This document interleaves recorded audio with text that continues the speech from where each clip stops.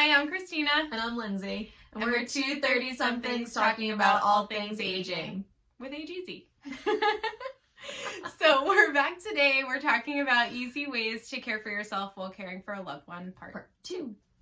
And again, if no one gives you permission to take care of yourself while you're taking care of a loved one, we do, because we care about you. We care a lot. Yes. So we're going to dive right in today. We're going to talk about some of the little tidbits that we've looked up and also learned from experience on how to kind of take care of yourself in ways that are simple and quick and manageable, that really won't take a lot of time or consideration for you. We're actually going to even make a list for you, and we'll post it somewhere that we'll follow up about. But the first way that you can do this is nutritionally. So, and I think that this is the easiest way, and we included it in here because we feel like you're already going to the grocery store, you're already going food shopping. Just add these couple of things to your list, or switch out a couple of things from your list, because it can really make a big difference in how you feel, your stress level, your immunity, and that can really take a lot off of your plate when you're thinking about ways to take care of yourself so that you can better tend to the people who you love around you. So disclaimer again, as we are not physicians, we are not doctors, we are not nurses. We are taking recommendations.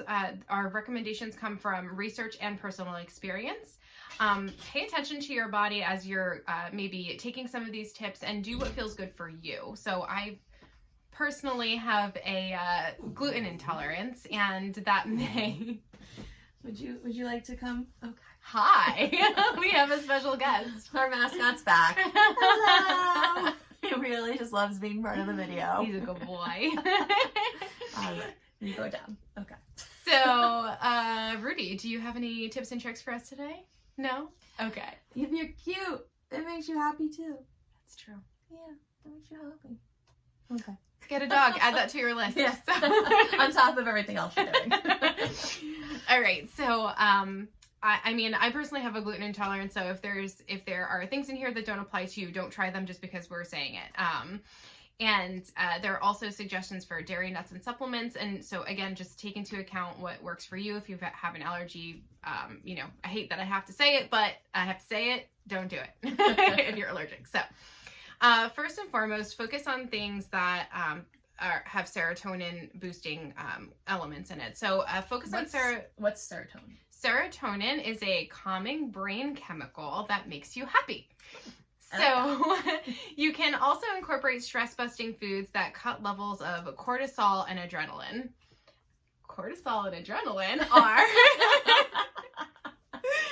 They are stress hormones that can have a negative impact over time. So the changes that we're going to make in just a second, they can help boost your immune system and lower your blood pressure, increasing your ability to manage your life's demands more effectively. So some examples of serotonin boosting foods: complex carbs like a bowl of warm oatmeal, whole grain bread or pasta. They can help balance your sugar levels, actually. However, you really want to pay attention to how much you're consuming, because too much can make you sluggish and counterproductive as your body turns carbs into sugar during digestion. So you do want to think about that. A little bit, a balanced diet is always very important. And it can certainly help in terms of serotonin boosting qualities, but you want to be careful not to have, overconsume, so you don't end up being sluggish when this your body's process turns this into sugar.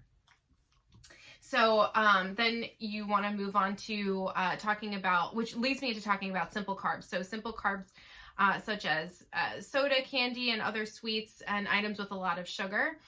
They will spike your sugar and serotonin levels quickly, but then you'll have a very quick crash, and that will decrease both your energy and your mood. So my Sour Patches are gone. So you're Sour Patch Kids. Well, you know what? Here's the thing. I think that you can have a little bit. You can have something if it's going to make you like momentarily happy. We're not sitting here advocating that you never eat another junk food item in your life. Lord knows I don't know who I would be if I couldn't have my chocolate.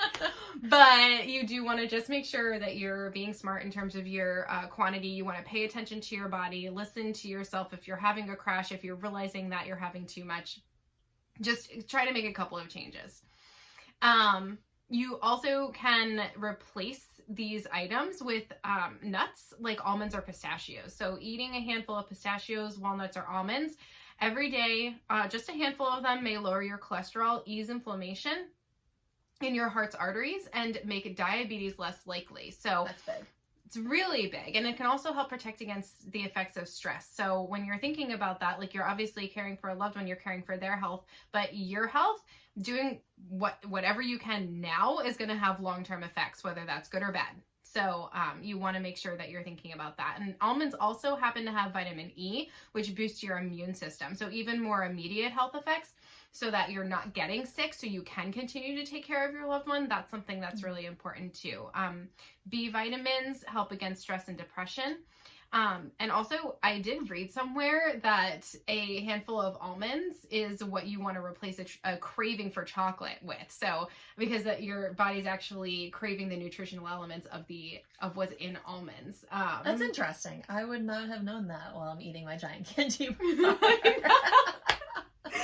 You know, again, sometimes nothing other than a chocolate bar will do, but if you have the option, if you can, give the almonds a try, you know. I mean, if it's something that's going to end up suppressing your appetite from something that is going to be, you know, bad for you and going to make you go into that, like, sugar coma, you know, I think totally down. Absolutely. I mean, hey, listen, why not chocolate-covered almonds? Chocolate-covered almonds. They actually do sell in the stores. They're 100-calorie packs. I forget the brand, but it's almonds, but they have cocoa powder on them, and they are, they're good. You know what they also have? What? Salt and vinegar almonds. Oh, check it out. Now you're talking my language. Delicious. See? Delicious. So healthy food doesn't have to be boring. Yeah. It can be really tasty and simple. So those are a couple of suggestions. Also reducing caffeine intake. Now, mama needs her coffee, but if you can maybe switch out for tea every now and then, just be mindful how much coffee, tea that has caffeine, chocolate and energy drinks. Just watch your intake on those. Lindsay, you want to do the next one? Yeah, the next one is add vitamin C and D. These boost your immunity and they curb your levels of stress hormones, which is huge, especially because you're probably in a lot of very stressful situations right now.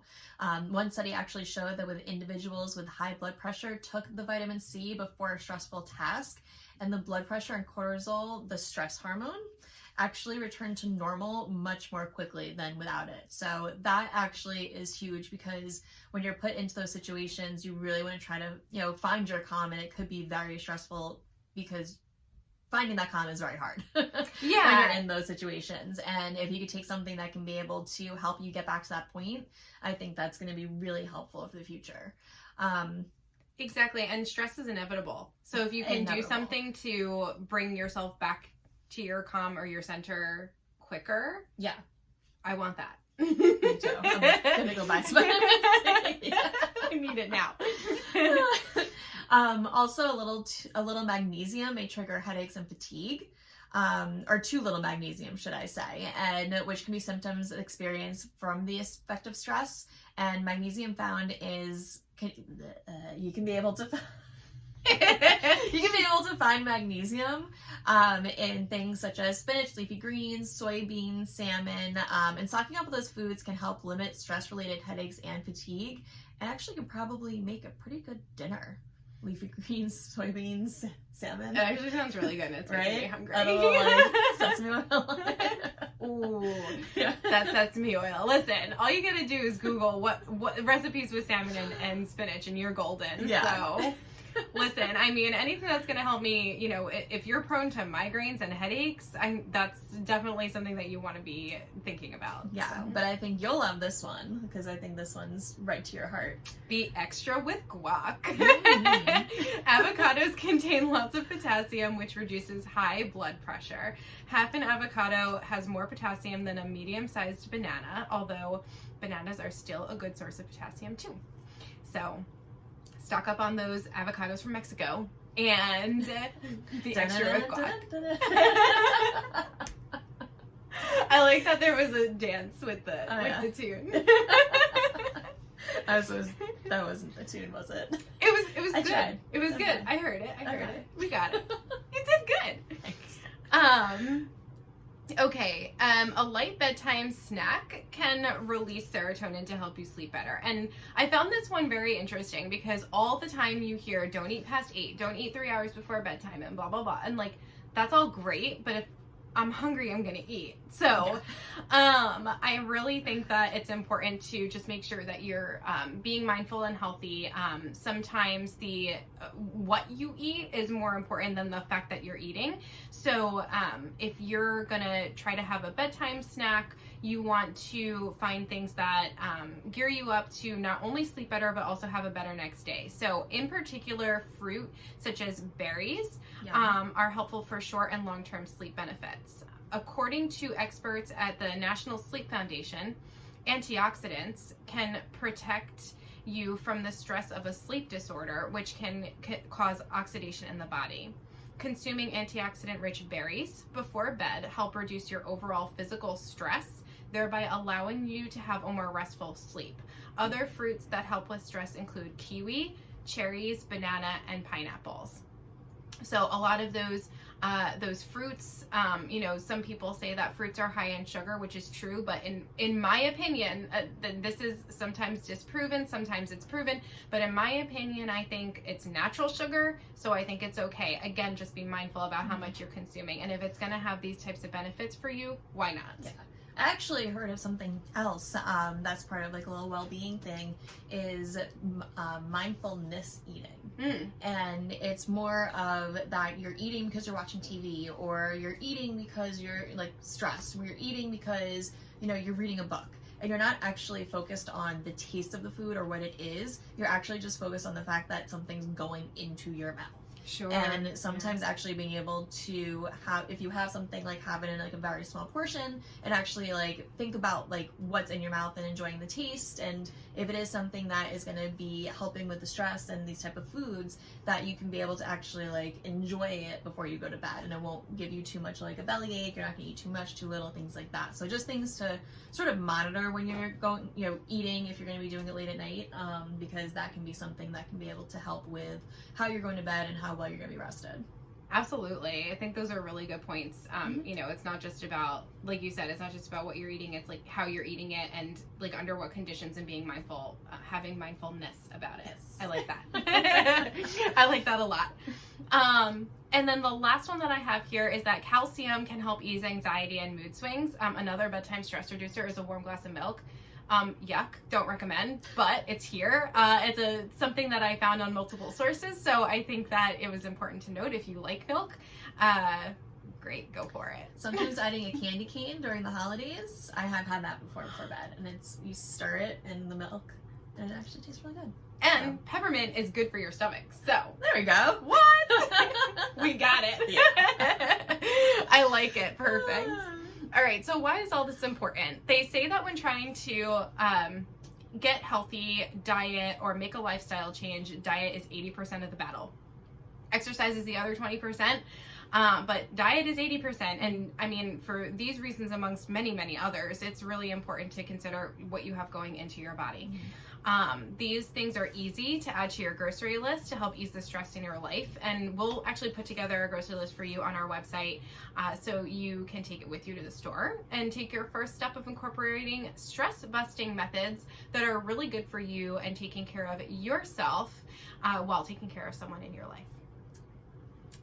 So I think we should wrap that up for today. All right. We have physical and mental ways that you can take care of yourself. For our, was that boxing? Being strong. We're strong like bull next time. So you hang in there and we'll be back. With AGZ.